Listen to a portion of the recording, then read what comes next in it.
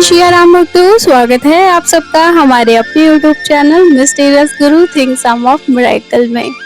कुछ लोग बोलते हैं कि दीदी आपने अपने चैनल का नाम इतना बड़ा और इतना यूनिक क्यों रखा है। देखिए, मिस्टीरियस हमारे चैनल का काम ही यह है, जो चीज रहस्यमयी है, छुपी हुई है, जिसे कोई नहीं जानता, वो चीजें हम अपने पारिवारिक जो हमारे YouTube के परिवारजन हैं उनके समक्ष रखें। और यदि हमारी उस एक वीडियो से किसी एक का भी भला होता है तो इस चैनल का बनना सार्थक समझा जाएगा। और रही बात मिस्टीरियस गुरु, तो जो हमारे बाबा महाराज हैं उन्हें आज तक न कोई समझ पाया है और ना ही समझ पाएगा। हम जितना बाबा महाराज को समझने की चेष्टा करते हैं, बाबा महाराज उससे और परे रहस्यमय होते चले जाते हैं। तो भक्तों, आज हम जिस विषय पर चर्चा करने आए हैं वो बड़ा ही अद्भुत है, तांत्रिक क्रियाएं। सुनने में तो यह एक शब्द है, परंतु जिस भी मनुष्य के जीवन में यह शामिल हो जाता है उसका जीना मुश्किल हो जाता है, उसके घर में कलेश प्रारंभ हो जाता है। आप देखेंगे ऐसे लोगों के घरों में कोई बात सी बात नहीं होती, पर उस बात को लेकर इतना कलेश होता है, इतना झगड़ा होता है कि एक दूसरे को मारने तक के लिए तैयार हो जाते हैं। उनके घर में सुख समृद्धि नहीं रुकती, वह जो भी पैसा कमाते हैं वो पता नहीं कहाँ खर्च हो जाता है। उनके घर में कर्ज हो जाता है और उनके घर में कोई मेहमान यदि बाहर से आता है तो उसे नेगेटिविटी फील होती है और वह 1-2 घंटा बैठना उसको मुश्किल हो जाता है और वह वहाँ ज्यादा देर रुकना नहीं चाहता है।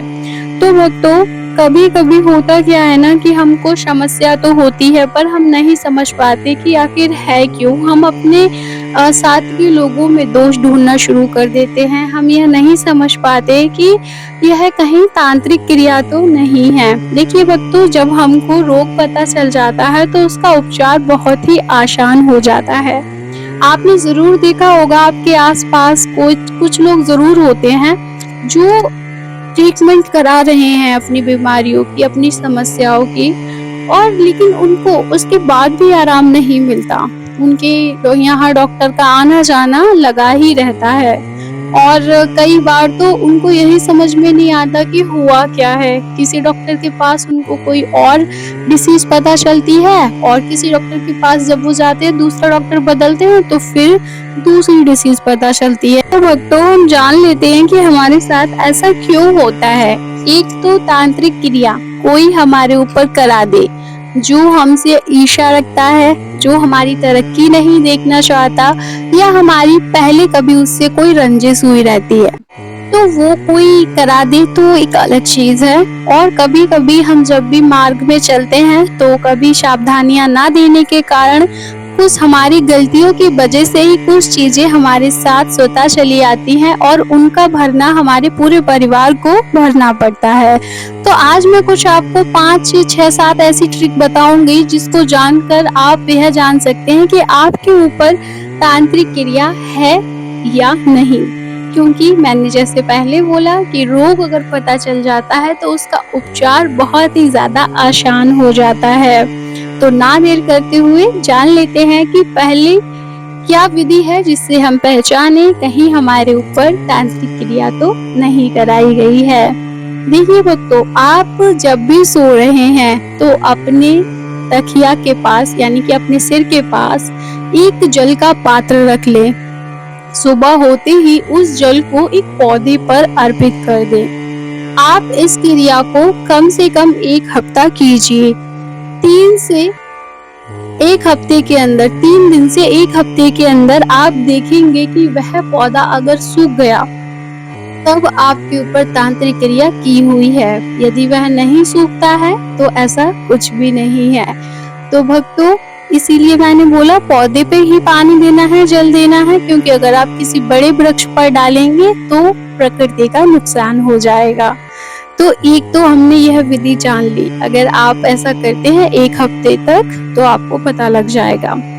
दूसरी विधि है, आपको एक हरा नींबू लेकर के आना है फ्रेश, और वह अपने तकिए के नीचे रखकर सो जाना है और नींबू से प्रार्थना करनी है कि यदि मेरे ऊपर कोई तांत्रिक क्रिया की गई है तो वो सारी इस नींबू में समाहित हो जाए। हाथ जोड़कर आपको सो जाना है। सुबह उठेंगे, आप उस नींबू को देखेंगे, यदि वो मुरझाया हुआ मिलता है या उसका जो कलर है वो काला पड़ जाए, ब्लैक कलर का नींबू हो जाए, तब आपके ऊपर तांत्रिक क्रिया की गई है।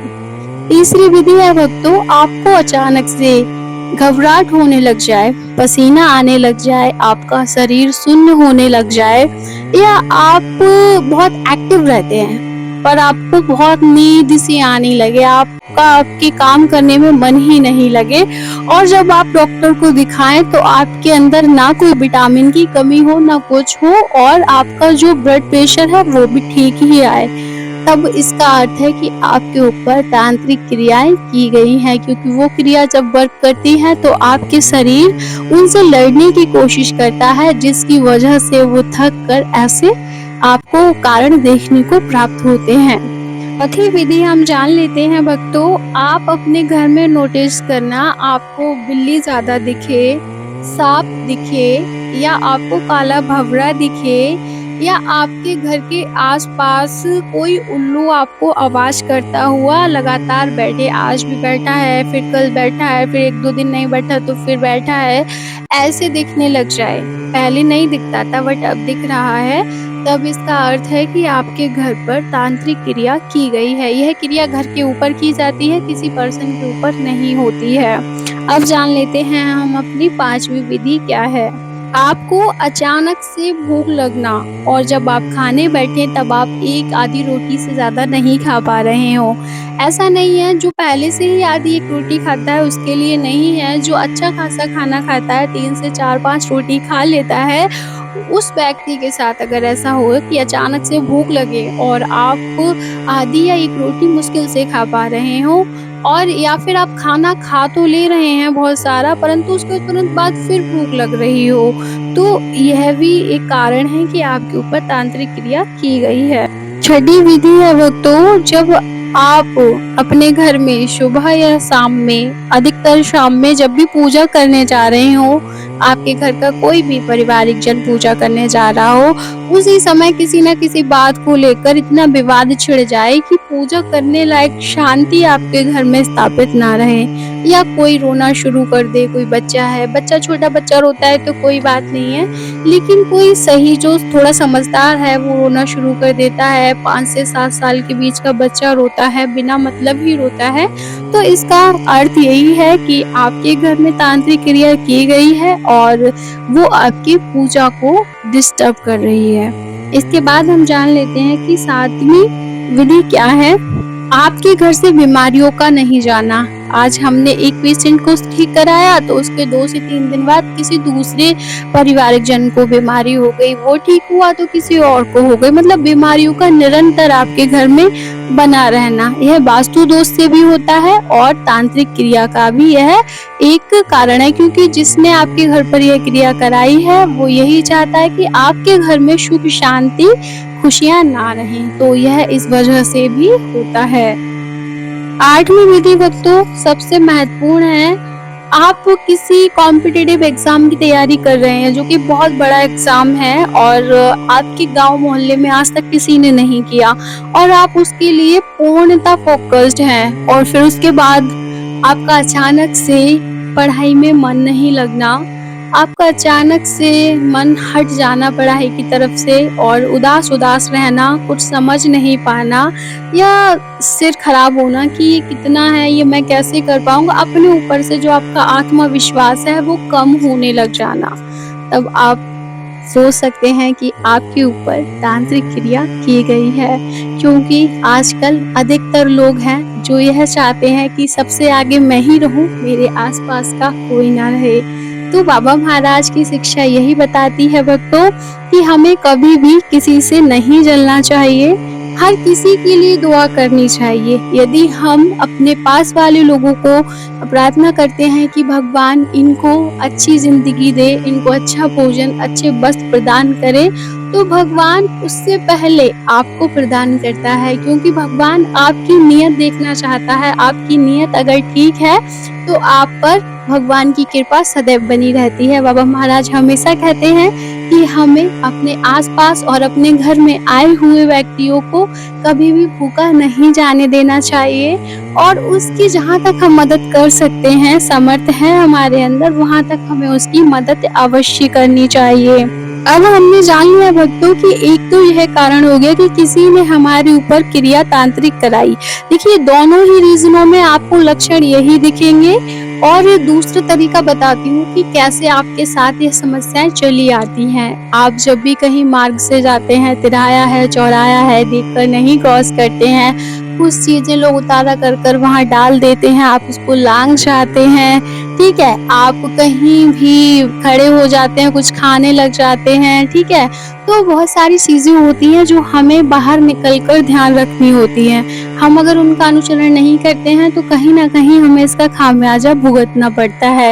यदि मान लीजिए आप कहीं सुनसान सी जगह पर रुके हुए हैं और आप वहां पर कुछ खाते हैं, तो हो सकता है वहां पर कोई ऐसी आत्मा है जो किसी हादसे में मर गई हो, उसे पानी तक पीने को ना मिला हो, और आप वहां पर खड़े होकर ठंडा ठंडा पानी पीते हैं बिसलरी का, तो वो आप पर हावी हो सकती है, क्योंकि वो प्यासी मर गई थी, उसको पानी नहीं मिला था, और आप वहां पर खड़े होकर पानी पिएंगे तो यह ठीक नहीं होता। ऐसे आपके साथ समस्याएं आती हैं, आप कहीं पर भी थूक देते हैं, यह नहीं करना चाहिए। आपका डीएनए, मतलब डीएनए अगर कहीं पर गिरता है, वहां कोई नकारात्मक शक्ति है तो वो आपके डीएनए के साथ आपके साथ चली आती है। यह सच है भक्तों, और यह ध्यान देने योग्य है, क्योंकि अब हम कलयुग में है, और कलयुग की यह मान्यता है कि यहाँ पर पॉजिटिव एनर्जी से ज्यादा निगेटिव एनर्जी एक्टिवेट रहती है। तो हमको बाहर निकलते हुए बहुत सारी चीजों का ध्यान रखना है,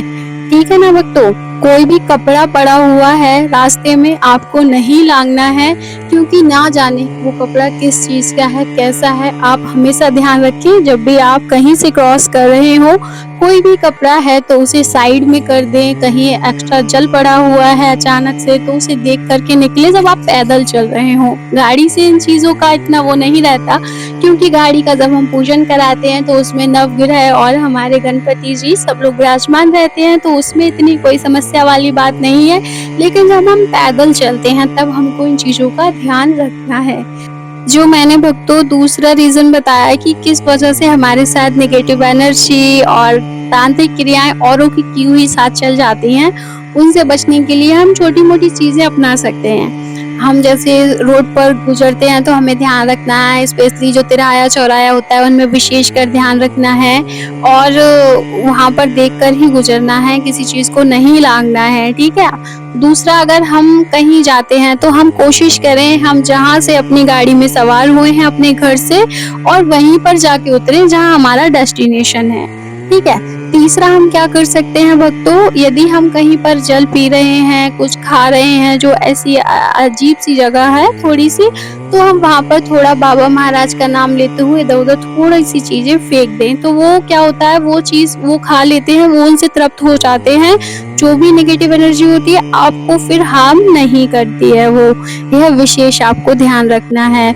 और रही बात जो पहली वाली तांत्रिक क्रियाएं की, उनसे कैसे निपटना है, देखिए सब चीज से बचने के लिए हमारे बाबा महाराज बताते हैं कि हमको राम नाम जाप करना है। अगर आप देखते हैं आपके घर में नेगेटिविटी ज्यादा फैली हुई है, ये सारी चीजें आपको देखने को मिल रही हैं जो मैंने बताया है, तो आपको करना यह है कि राम नाम का जाप आप प्रतिदिन शुरू कर दें, और आपको हनुमान चालीसा का संकल्प लेना है। साथ ही साथ आपको रामचरितमानस की कम से कम 5 चौपाइयां शाम को करके हवन करना है थोड़ा सा, जिससे आप बाबा महाराज के समक्ष, हनुमान जी के समक्ष, जिससे आपके घर में पॉजिटिव एनर्जी निवास करना प्रारंभ कर देगी और नेगेटिव एनर्जी आपके घर से चली जाएगी। यदि आपको काफी ज्यादा देर हो गई है इस चीज को समझने में, तो आप कोशिश करें कि आपके आसपास जो भी कोई महान सिद्ध संत हैं उनकी शरणागति हो जाइए, क्योंकि संतों के पैर की धूल ही हमें बड़ी से बड़ी विपदाओं से बचा ले जाती है। तो इसी के साथ आज का हमारा विशेष अंक समाप्त हुआ। मिलेंगे अगले विशेष अंक में। तब तक के लिए जय श्री राम। प्लीज चैनल को सब्सक्राइब कर लीजिए, वीडियो को लाइक कर दीजिए और शेयर भी कर दीजिए। जय श्री राम।